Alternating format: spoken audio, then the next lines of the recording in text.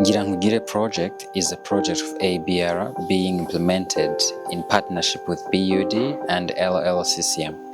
The project was introduced in 2022 in April within the period of 3 years.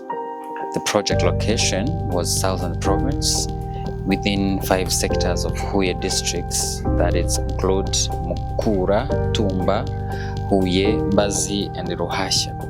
The project goal was to improve the living conditions and building resilience of young single mothers through personal skills development, economic empowerment, and capacity building to speak and act on their behalf within their communities. The specific objectives included improved psychosocial health, well-being, and economic empowerment of targeted young single mothers and their families and other community people to enhance young single mothers' integration into the community. The activities of the project included psychosocial support sessions and accompaniment of individual therapy, group therapy, and home visit. The training in different aspects including nutrition, parenting, gender equality, self-confidence, and conflict management. The project so far achieved a number of things, including 300 young single mothers who are trained in self-confidence, and they acquired skills related to understanding self-confidence, the causes of low self-esteem, its effects on them, and ways to develop healthy and self-confidence. They can now express their ideas without feeling ashamed or fearful. 300 young single mothers have benefited from group therapy and are growing psychologically. 300 young single mothers improved network and inclusion, which is facilitated by meeting regularly in VSLAs. 3,040 people, including young single mothers, are more independent by earning money to support themselves and their children through VSLAs. Through the school campaign, more than 14,000 youth and parents discussed reproductive health, which will impact the reduction of new unwanted pregnancies in 5 sectors of Huye district. 2 anti-early pregnancy clubs with 147 students were formed in 2 schools.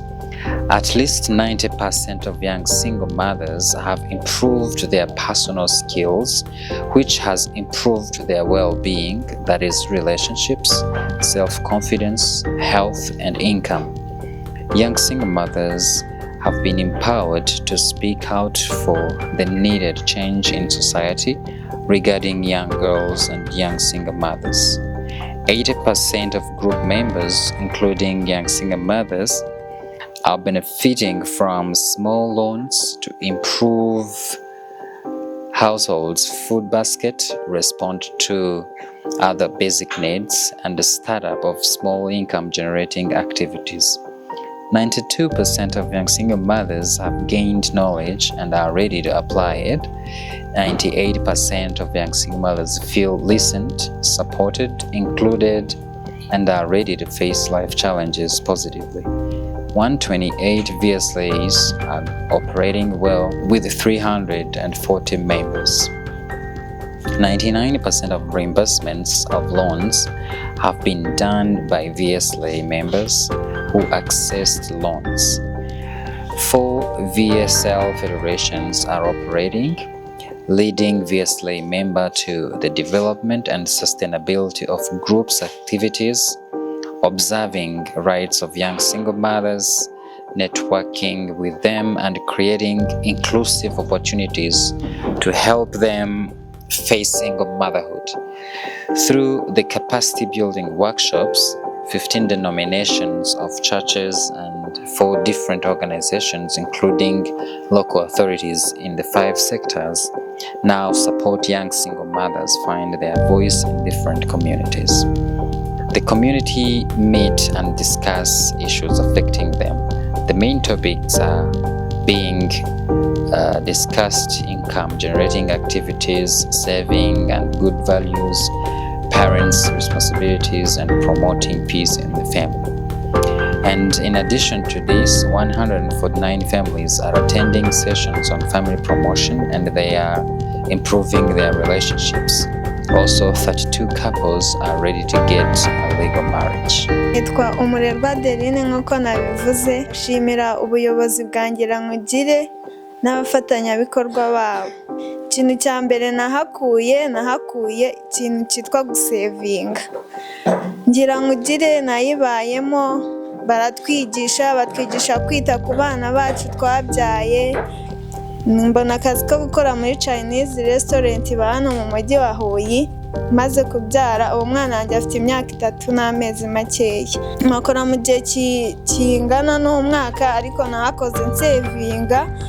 Ndashimira cyane Ngirankugire n'abaterankunga bayo, bumve ko mbashimiye mbikuye ku mutima, ntabwo ari ukubeshya. Nshimira Pasteur Leonard, Mama Esperance n'abandi bayobozi n'aba bishop bacu, ndabashimiye cyane. Amazina yanjye ni Dusengimana Mariette. Ngiye nari umuntu wihebye, niberaga hariya Itumba nkumva sinajya no mu rusengero. Ikintu nkora ubu ngubu nshinzwe umutekano mu ruganda rwa Ributoni hano Ikibeho. Disekirite, ikintu cya nyamukuru nashima Imana cyane nahamyaho nuko mbanye neza na mukeba wanjye. Mukeba wanjye yanderera umwana, iyo umwana yarwaye yarampamagara ati umwana ameze gutya, nanjye nkamufasha uko nshoboye. Abo ngubu iyo umuyobozi agiye nko ku murenge aravuga ati uriya mukobwa n'abari bumerekeza, ibyo nabyo nkabishimira Imana. Dutangira amatsinda Ngirankugire twahise tubona ko atandukanye nayo twari turimo mu gihe cyashize twigengagaho, kuko iyo yaje afite umurongo ngenderwaho wagira ikintu umarira umuntu mu buzima bwe, ugakora gahunda yo kuzigama no kuguza ngo witeze imbere bifite intego. Ubu turashima Imana cyane kubwo kuzana umushinga wa Ngirankugire. Abagabo bashishinze ubu tugira inama zacu, abagabo tugahura tukicara tukaganira, abagore nabo bakicara bakaganira. Ikibazo kiri ku ruhande rumwe rw'abagore, ikiri ku ruhande rw'abagabo, ubwo buri tsinda ry'abagore iyo ryahuye n'itsinda ry'abagabo tugahura, twongera guhura ari couple, umugabo n'umugore, dushyira hamwe bya bibazo tubicoca. Hari abantu bamaze igihe kinini babana mu buryo butemewe n'amategeko kuko batasezeranye.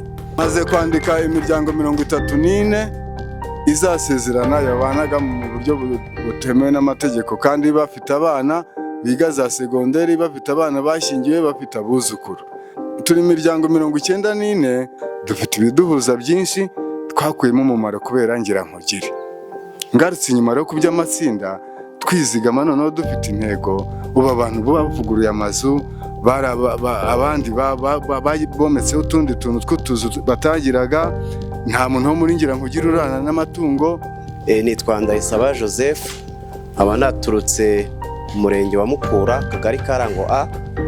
Nkaba ndi umupapa w'imyaka 48, uyu ni umufasha wanjye.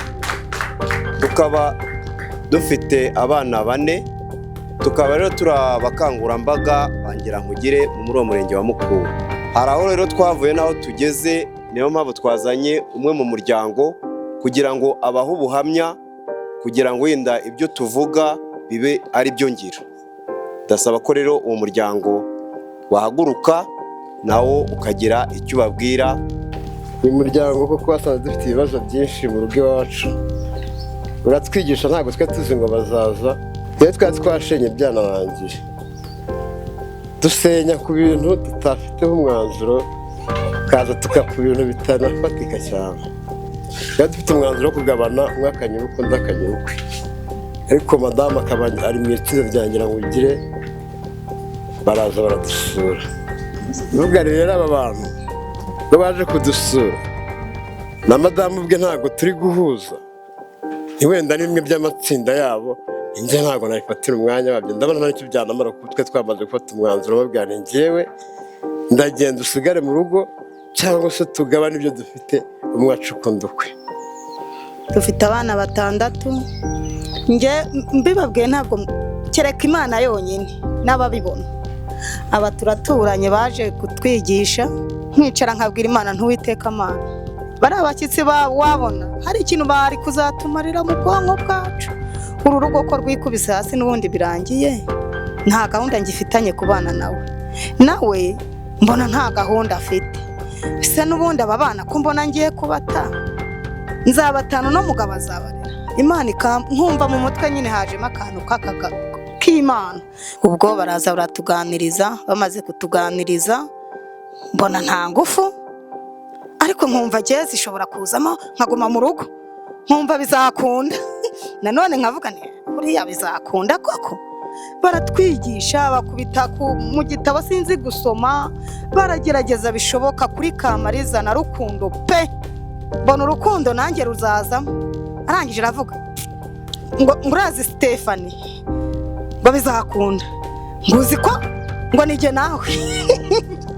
numva nanjye numva ndabyibushye numva imbaraga zigarutsemo twagiye tubona muri Ngirankugire aba bayobozi baraje twari tutarabamenya neza Esperance atuba hafi Imana izamuha umugisha ni ukuri aratuganiriza arasirisimba arakomeza umugabo rwose mbona Imana impaye umugabo wanjye bye neza none Imana urakoze nagiye kure rero ni ukuri kw'Imana uko mubibona tubanyeho neza twagiye ku murongo ariko twari twahenuye tubyita ibikino ariko ubu ngubu tubanyeho neza turishimye abana turumvikana abantu batubereye nk'igisubizo turaganira batuganiriza tubwira bagenda batuyobora batwigisha badusomera igitabo cyo kubana neza badusomera ahantu umuntu akina asenya ibyo byose turabyumva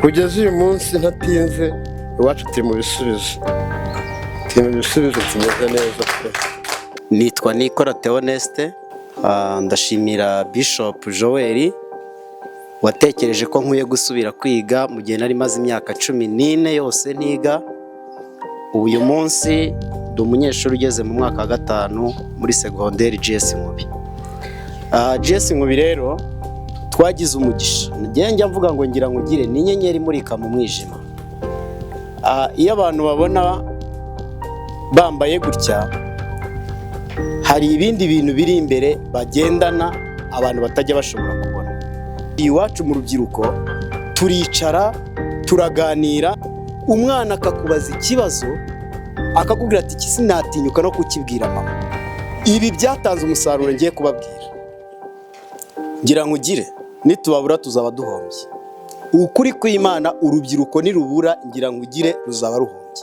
kubera iki kubera ukuntu nka mama Esperance Pastor Leonard yicaye mu byatsi hasi ateza amatwi umwana ngo amuganirire amubwire umwana akirekura kugeza naho amubwira byose ibyo atigeze anabwira n'umubyeyi inyigisho duhabwa hariya icyambere n'iz'imyororokere icya kabiri bagerageza kwereka abana ko nta mpamvu n'imwe yatuma bashukwa ngo bagwe mu bishuko murabizi abana b'urubyiruko bagira irari ry'utuntu dutandukanye ubu uyu munsi rero tumaze kugera ku rwego noneho bya bintu twabishyize mu mivugo bya bintu twabishyize mu makinamico ku buryo dusaba umwanya bakawuduha n'abandi bana bakareba bakabona ingaruka urubyiruko ruhura nazo zivuye mu gukora imibonano itateganyije cyangwa se gukora ibiteye isoni twe niko dusigaye tubyita. Izina yanjye nitwa Irakoze Emile maze imyaka 3 mu kigo cya Rukira nkigeramo nasanze hari abanyeshuri bagera kuri 6 bari baratereye inda mu ishuri biga mu wa 6 turigisha dukoze igitaramo mu kigo abarimo barabyikunze cyane inda zigiterwa abanyeshuri zararangiye barabikunze cyane bati banadushyiraho umunsi wacu wo kuzadukora bavati kwiga ni byiza amasomo kwiga ni byiza ariko reka dushyiraho umunsi wanyu wa karabu muzaza mukora ntihakagira umuntu n'umwe uza kubitambika imbere nk'ubu ngewe mfite nk'amazina 3 banyise icya mbere nshinzwe itorero rya Adventiste mu kigo cya Rukira ariko bahise banyita izina ngo perezida w'abakobwa batwite Njyewe nitwa Nyiramana Nonsiyata, nkaba ndi umubyeyi ufite umwana w'umukobwa muri Ngirankugire. Mu by'ukuri Ngirankugire ikigera hariya mu murenge wacu wa Tumba, njye by'umwihariko navuga ko yankuriye umwana mu bwigunge. Umwana wanjye bamuteye inda yiga mu ishuri muri segonderi mu mwaka wa 3. Murabyumva, kugira ngo ngire ukwihangana nk'umubyeyi, numvise ngo umwana atwite ageze mu wa 3, muzi ko umuntu aba yihamahamye ashaka minerivare, biba ari ibikomeye kwiyakira. Ati none ma mbabarira, nagukojeje isoni hano mu mudugudu, ariko uyu munsi wa none mbabarira. Ati kandi batwigishije ko tugomba gukora kugira ngo tugere aho twikura kandi twigire. Imana ishimwe. Jane urubahutse urapfukamye, yambwiye uko byagenze nuko yitwaye. Ndangije nanjye numva mbaye nkaho hari nk'ikintu yahise amfungura mu mutima. Navuga ati mwana wa, ni ukuri kubw'iryo jambo uvuze, Imana izakumpera umugisha kandi n'uwo mubyeyi Imana imuha umugisha. Nuko nahise mvuga twari muri salo. Ubwo byageze aho barakomeza bakajya babahugura. Hanyuma rero noneho kugira ngo nemere Ngirankugire ifatika niboneye n'amaso, nayibonye noneho yageze mu rugo iwanjye. Bwa mbere yarampamagaye ati mama, ndagira ngo rero kwa kundi wavuga ngo Ngirankugire yaranshutse ngo nta mukobwa wo kuba umufundi, ndagira ngo nkwereke uburyo bangiriye inama ifatika. Ati rero fata telefone yanjye, baraduhembye, ngiye kohereza amafaranga, ugiye guhaha umuceri n'akawunga ugure n'amavuta. Ndavuga tumva harakabaho Ngirankugire ko uyu mushinga Ngirankugire ibintu wakoreye aba bana, ese kwe na leta yari itarabitugeza. mu mbabare ndavuga ibyo natekereje. Nibwo umugabo yaje arebye ukuntu umwana ameze n'umugore uko ameze, afata umwanzuro wo gusaba no gukwa. Aba bose narabatumiye, turamusaba turamushyingira. Umwana ubarashima Imana, harakarama Ngirankugire n'Imana yatuze.